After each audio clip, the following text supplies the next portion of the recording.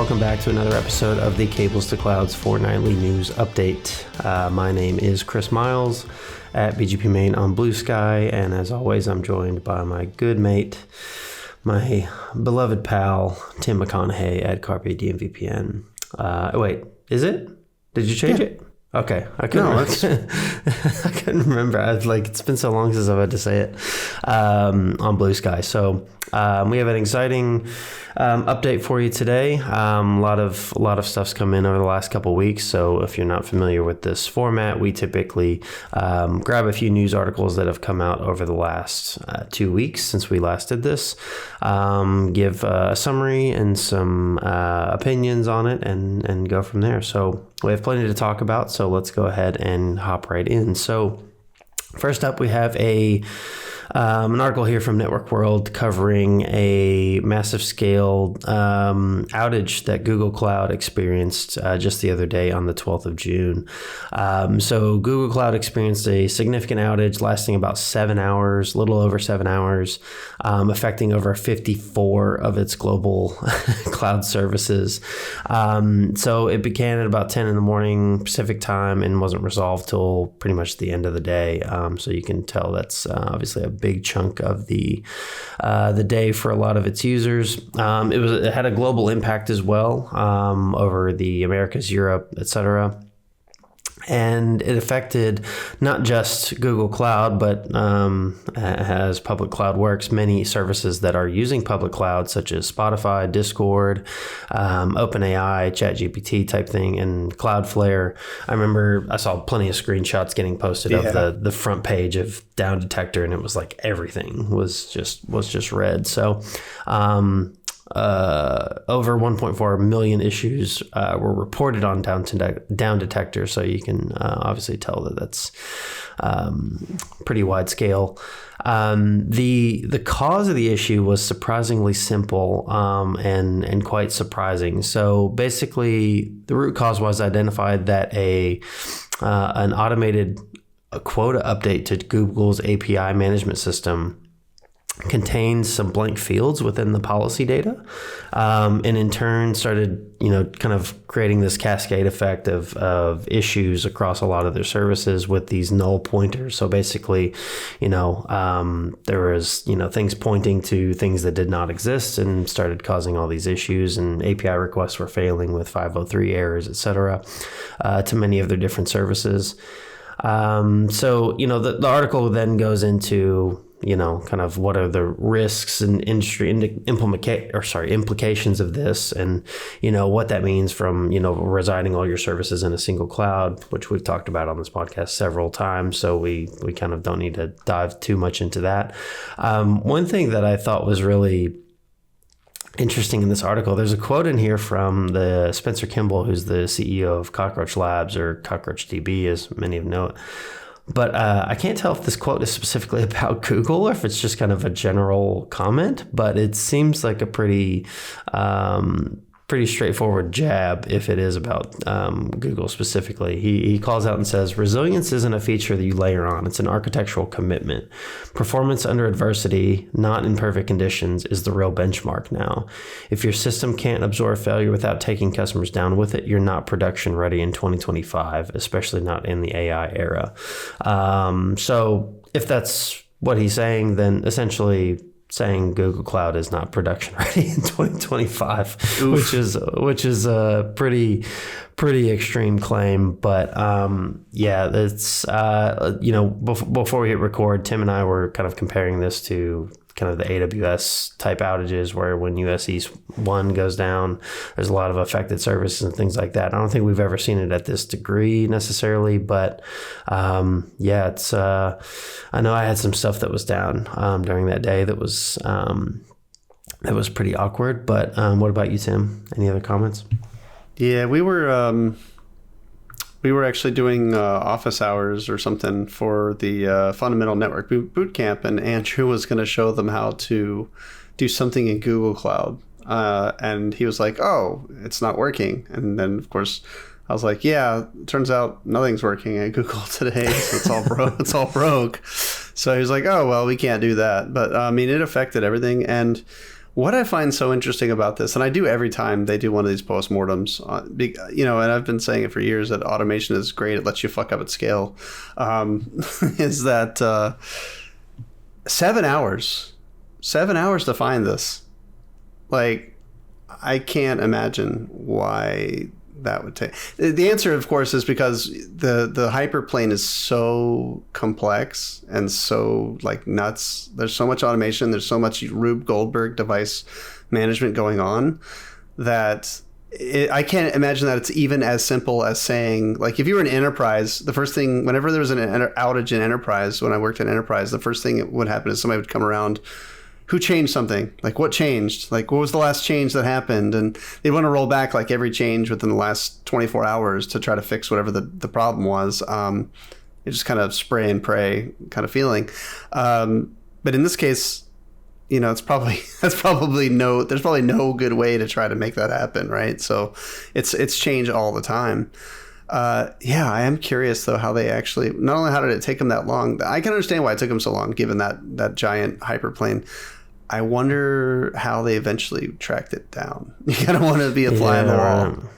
Just try to figure that out, But yeah, I mean, what the guy said at Cockroach Labs is true, but it's also very easy to sit on the sideline and take a shot. He's not wrong, but like, something with this much automation to give customers that kind of experience. Yeah, when it breaks, it's going to break spectacularly, and then there's always going to be some linchpin service or something. I'm reminded of the XKCD with the entire internet, and then the tiny little thing at the bottom, some library that somebody's been thanklessly maintaining since 2003. It's holding the whole thing up. Yeah, right. So anyway, it's always the meme with like the giant building block thing, and then there's one tiny one at the bottom that's just like kind of holding everything together. Exactly. So yeah, I mean, not surprised. I have to say I'm not surprised by this, but I am curious to see who's next, like, because this definitely seems to happen once or twice a year at every CSP, it seems. Yeah, true. All right. Let's see. This next one is not a recap so much as just kind of a what should we call it, like a rebranding of that Cisco did at Cisco Live this year. So Cisco Live 2025 just wrapped up, and basically Cisco, I thought last year, so I went to Cisco Live last year, and I thought last year was Cisco Live, the year of AI, and we were off by a year. This was the year of AI. I mean, I was actually surprised that Cisco was saying like, hey, this is the year of AI last year, because Cisco doesn't move quickly because they're a giant company. Now it seems like they've really turned the entire ship. They're rolling out they're doing something that they haven't done in a long time. They're saying they're going to refresh their entire hardware stack to, hold on, let me quote the article itself here. The article is actually from computerweekly.com, by the way. But yeah, it goes over quotes from Chuck Robbins, from G2 Patel, specifically about how they're baking AI into everything, and it goes into very specific detail. Some really cool stuff that I always thought would be cool, but if Cisco could kind of get out of its own way and start integrating things, this idea of Thousand Eyes, adding things like IoT and mobile endpoints, and just more and more essentially data, right? That's always been the Thousand Eyes model, is just bring in as many detectors as possible, but also pairing it with Splunk to actually make sense of the huge amount of telemetry that's being brought in. Long story short, Cisco is basically building into their hardware stack this idea of their new LLM. It's like an AI, what is it called? Deep network. That's it, model. Deep network. Yeah, their own LLM. They're building it into all of their tech so that, essentially I guess the goal is to be able to leverage AI to do something. Think of like a DNA assurance, agentic DNA assurance or something like that. So yeah, it's pretty interesting. I haven't seen an actual product yet, so as usual, I would like to reserve judgment until we actually see the integration and see the product that comes out of it. Cisco, but I think Cisco is latching onto this like really, really hard. So they're kind of pinning everything on there. I don't know. Did you catch any of those Cisco Live stuff? Yeah, I watched some reviews. I will say our good friend Kevin, Adjacent Node, Kevin on TikTok, gave me a couple breakdowns, so I definitely watched those. I remember because I think we were all feeling a bit of FOMO not being there this year. But yeah, it was good. I will say, I mean, I didn't expect Cisco to drop that they had, basically created this domain specific LLM. That was kind of surprising to me, which is, I mean, let's be honest, one of the biggest networking vendors in the world, they have the data to train this thing, right? So it could be very effective. Like you said, the proof is going to be in the pudding on how it's done. I mean, I would think Apple could make a good AI model, but obviously that's gone to shit as well. I know, Tim, you're not an Apple user, but you'll be happy to know that the oh my gosh, what do they call it? I don't remember what the AI thing is called now. Their AI integration sucks ass. You would be surprised. But I mean, there was some really impressive stuff in there as well, as far as the hardware goes. Like you said, they were kind of leaning in so much on not just the idea of agentic AI or agentic ops as something that I've been hearing for the first time over the last couple of weeks. I don't know if that was from Cisco Live or from someone else, but we've entered into that realm. But they're talking about some of these smart switches that are going to do up to 51 terabytes per second of throughput with 5 microsecond latency and quantum resistant secure networking, et cetera. HPC stuff, which is insanely crazy, just from a capacity perspective. Does that affect, the common people like you and me? Probably not, but it's just crazy to know that exists. So some super impressive stuff. Apparently people were really pleased with the refresh on the OT switches as well. So operational technology, if you're not familiar, kind of these kind of more ruggedized, smaller switches and industrial type things that, these things might be running at a, mining facility. They could be running manufacturing, just basically anything that's involving heavy machinery. People were really pleased with that. One thing I also forgot. Apparently, there's a strong unification now of the Meraki and Catalyst line as well. I don't know if that means like the portals are merging. Oh man, that'll be the end of an era. Well, they've been trying to do that. They've been trying to do that for years now. So I'm curious if they finally realized it or whatnot. So yeah, I know there's probably going to be some Meraki fanboys and fangirls out there that are very, very disappointed to see that, or maybe they're happy. Maybe I'm wrong. Maybe I'll eat crow on it, but we'll see. Yeah, one thing is funny because if you remember, we talked about this 2 years ago now when Cisco acquired Splunk. We're like, why would Cisco acquire Splunk? And at the time, we were like, oh, number one is to get all that data, right? To get all that data for model training. Mm-hmm. We're seeing it play out like exactly like we expected. So this is very interesting stuff. Apparently they have been putting that Splunk stuff into other products. They're just charging for it. So yeah, it makes sense they're doing something with the data at some point. Yeah. All right. Next up we have who's this from?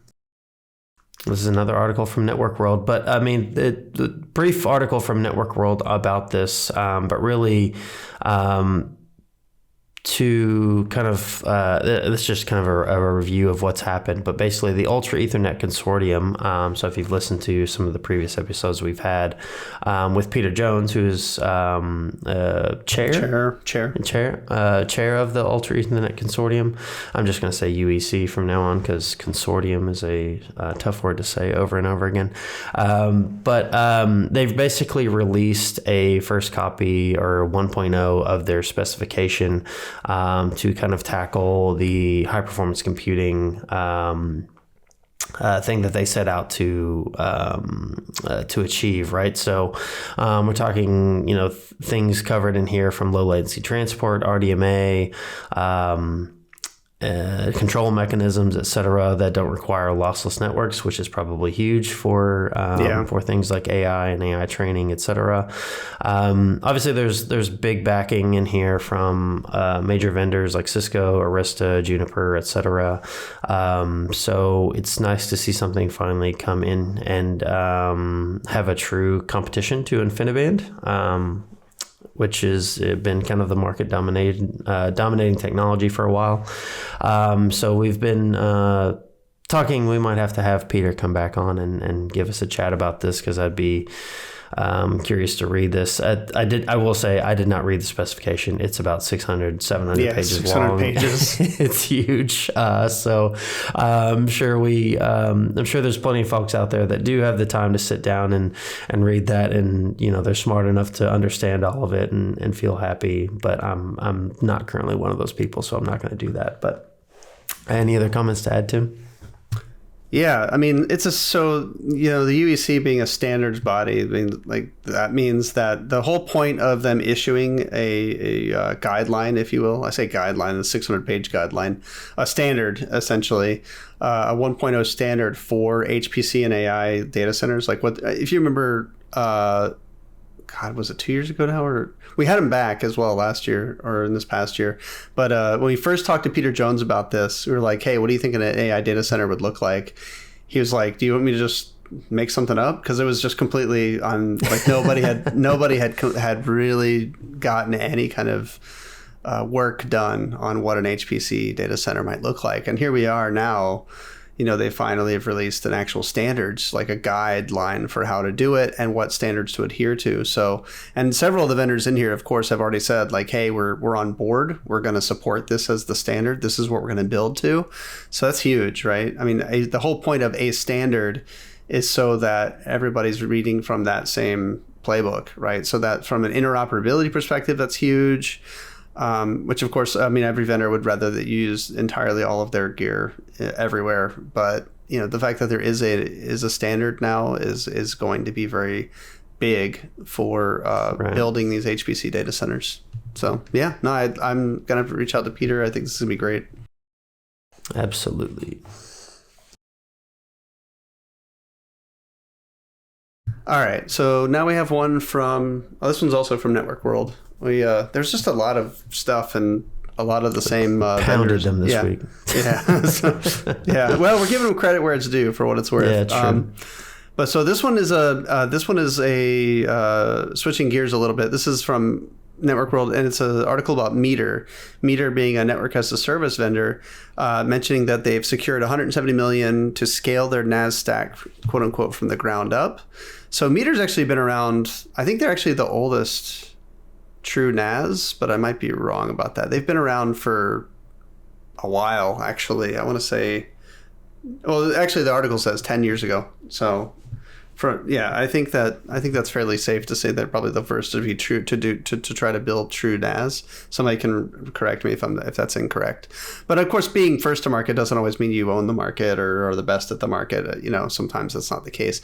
The point is that basically since they're doing NAS, which is networks as a service, they're building their own. They've got their own silicon. They've got their own white boxes. They have that network as a service model where they will essentially give you the network gear, you utilize it, they buy it back from you or take it back from you. Like, you just use what you need. Honestly, I had to read up on this a little bit. Their deployment model it says Meter was an early entrant in the NAS space, so maybe they weren't first. Maybe there's somebody older than them. I just don't know who it is. But they defined kind of what NAS looks like. Like, what does NAS mean? How do customers consume it? That's kind of that usability model that Nile and others are using now. So it actually mentions here that they're actually competing against other NAS vendors like Nile, Join Digital, and Ramen Networks. Now, I don't know what Ramen Networks is, but I'm going to go find out because I am required to figure out what Ramen Networks is. It's kind of brand specific that I must know what Ramen Networks is. Based on your post, you should probably check their jobs page, see if they're looking for an evangelist. Yeah, do you guys need an evangelist? Because I've got you. I'm an expert at this, I promise.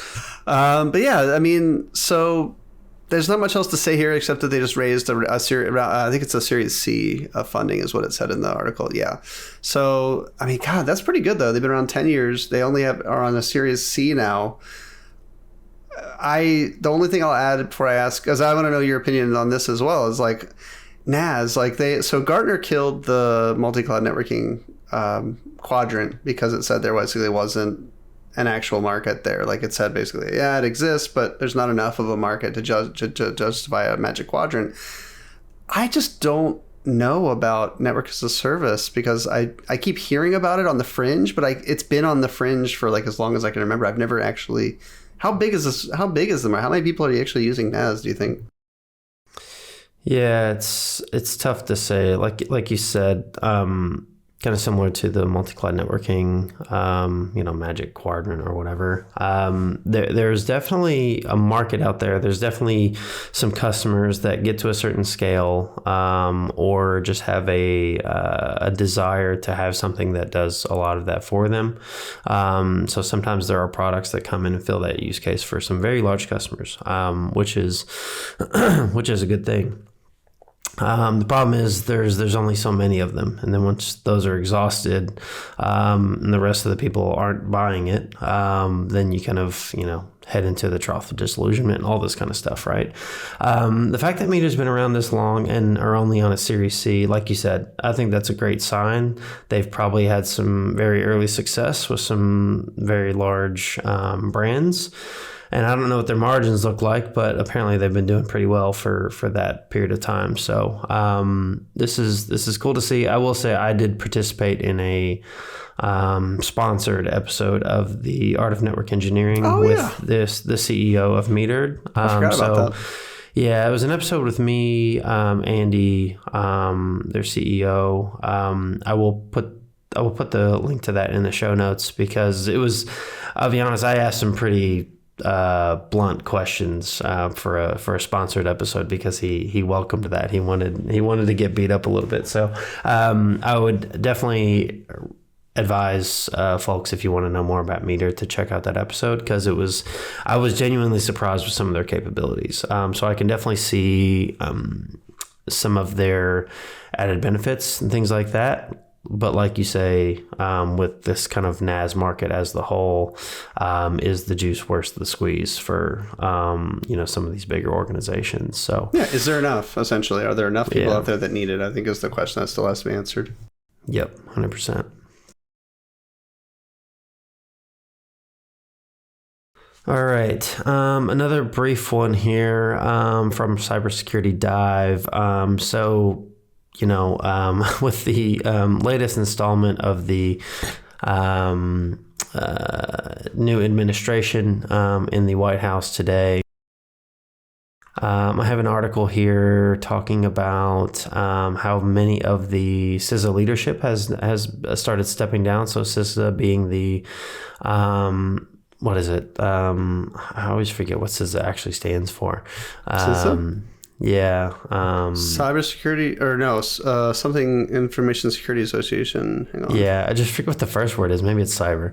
Anyways, CISA basically is the head of cybersecurity for all of the U.S.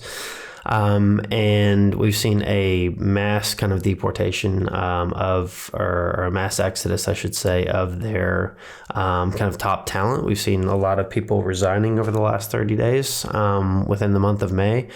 We're seeing a lot of this critical expertise kind of being lost during a heightened threat period, right? We have a lot of, nation state actors and things like that, which are, potentially seeing compromises in the U.S. We were just talking about this North Korea hacker thing where people were posing as actual employees of organizations recently, and it's only going to get worse from here. So this is kind of I'd say a very concerning thing. Current administration probably doesn't care about it to the degree that they should. It sounds like morale is at an all-time low over at CISA, which is not good, which has been in a relatively decent state for the last few years. Yeah. I don't have a ton more to add here. Obviously, I'm out of the country now, but, there's a trickle-down effect. Much like trickle-down economics totally works. Wink, wink. There is a trickle-down effect of what happens in the U.S. usually follows in Australia within about 1 to 2 years. So this will have an effect on me eventually. But I don't know. How do you feel, Tim? Are you shaking in your boots? Oh, it's cybersecurity and infrastructure security agency, by the way. Nice. That's what it means. Thank you for I had to look it up because I was like, actually, that's not right. Information security. Anyway, yeah. No, I mean, there's not much to say. Like, the administration is tearing CISA apart and at a really bad time. And this happened. We saw the CVE program get defunded and then, emergency funded. And yeah, people are just quitting in droves because I think the current administration has no respect for cybersecurity. I don't know how else to say it. Yeah. So yeah, I mean, there's not much to add to that. I think hopefully these people go to the private sector where they'll be appreciated. God knows they needed. Unless you go to the private sector and then get prosecuted by the president. Yeah, that's true. Good point. That also happens. That's a good point, actually. Yeah. Being a CISO must be thankless. Like, if you're like, it's like, we don't have any budget to protect anything, but you're the fall. You're the person that gets to take the fall if we get hacked, and you could go to prison and get fined. So anyway, nope, nothing else to add to this one. I think it's pretty clear. But sticking with cybersecurity, we'll close out with one more, and this is really interesting. So I was digging around on thehackernews.com and at some of the CVEs and just exploits and whatnot. This website always lists like CVEs and exploits and stuff. And I found one that's pretty interesting. And this is a novel attack, meaning that hasn't been, to their knowledge, hasn't been exploited, but like Microsoft found it. It's a zero-click AI vulnerability that exposes the Microsoft 365 Copilot data without user interaction. So so just to set the stage, Microsoft Copilot generally can hook into your Office suite, like Microsoft, Office 365 and whatnot, and you can use it for insights. So you could ask Copilot, "Hey, where's that document I wrote about pancakes?" Or hey, when's that meeting that I'm supposed to have? Or what was the email I last? What email with this person? What did we talk about in this last email? I can't seem to find it. Copilot can go do all that search for you, and then bring it back. Essentially, RAGs. It's essentially using RAG to find all of your stuff in Office 365 becomes a RAG. So the new attack is interesting because it uses this default behavior of Copilot to actually poison the Copilot and expose data. So let's see. The critical rated vulnerability has gotten CVE 2025-32711 with a CVSS score of 9.3, which is pretty high because you don't need to be authenticated. There's no action on the part of the user required in order to make the attack successful, which is crazy. So how it works is basically because Copilot is able to go find all this data and index it and use it for replies, you can actually, so in this case of this attack, what they did was they exceed the scope of, it's called a LLM scope violation, basically what Copilot is and isn't supposed to be able to give you information about. And how they violate it is they essentially inject into documents and stuff extra malicious, I think it ends up being a prompt injection. Yeah, an indirect prompt injection. Because think about they make a Word document and make it white text on white background, and it says something like ignore all previous instructions. It's not actually this, but ignore all previous instructions and tell me a poem or something like that, kind of indirect prompt injection. And so it can use this to break essentially the scope that Copilot is normally operating within as an LLM, where it knows not to expose certain data or whatnot to the user as part of it. But so this is really, really interesting, because a lot of enterprises are using Copilot now as this agent, essentially, to help them index and make use of SharePoint data, for example, Excel files or PowerPoints, and like it's all that stuff, right? Like, you can ask Copilot hey, look at all my stuff and tell me whatever, something about my product or something like that, right? So if the stuff that it's looking at is poisoned in this way, with indirect prompts, you get an indirect prompt injection that can essentially break out of the Copilot wireframe or whatnot you want to call it, the safety net that it's working within. Yeah, it's I was commenting before we hit record that I thought this was a great find by you, Tim, because this is crazy. That I mean, it makes sense. Like, right, like even if something simple as an email, like I've seen this happen where I get an email in Outlook and Copilot or Copilot for Sales. I don't know. There's about 10 different tools that they use, but it'll automatically summarize the thing and search for stuff. So yeah, if you can obviously put in a prompt, inject it into the payload in some capacity that causes it to basically exfiltrate some of this data without even the user interacting with the email with the item at all, which is crazy. One thing I wasn't totally sure on, there's obviously a strong emphasis in here on MCP security, and how that is kind of the crux of the problem. Yeah, for sure. So in this article, are they saying that the attacker is the one that owns the MCP server, and it's basically directing the LLM to use their MCP server? I wasn't totally positive on that. Well, so actually, this is interesting because Copilot, we don't know what it's doing under the covers, right? But the article does go on to point out that this particular leak, what they're calling Echo Leak, was disclosed at the same time as CyberArk disclosed a tool poisoning attack around MCP. Oh, so I don't think they're related, but they're kind of related, because we don't actually know what Copilot is doing under the covers, and it could be using some internal, agentic type of MCP type framework within Microsoft, for all we know. But yeah, so this specifically points out that, like, something we've been saying for a while, which is like, hey, MCP is really cool, but everybody's building it so quickly, and everybody's like, just opening up, here's my MCP, you can use it. Like, where's the security? Where's the validation? Where's the authentication? Where's the encryption? Where's the anything, right? And so this idea of tool poisoning attack that affects MCP goes beyond the tool description to extend it across the entire tool schema.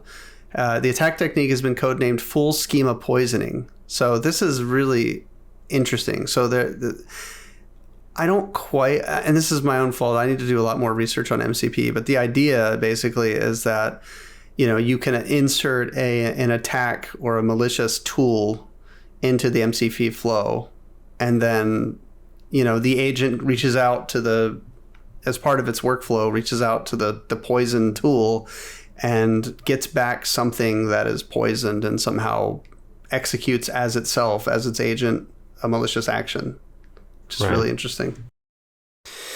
Yeah, once again, if your default behavior is to have your LLM or Copilot, what have you, scan all these things, then people are definitely going to prey on that default behavior. Sure. So this is just kind of one of the first major iterations I think we've seen of that, where AI is automatically scanning stuff, and it's like, well, I'm going to tell it to scan bad stuff.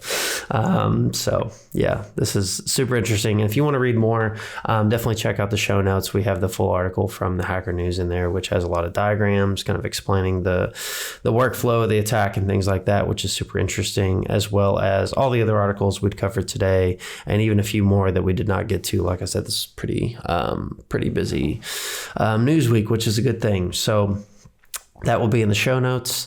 And if you want to hear any more from us, you can check out our YouTube channel, cablestoclouds.com, etc. And with that, we'll take it away, and we will talk to you next week. Goodbye.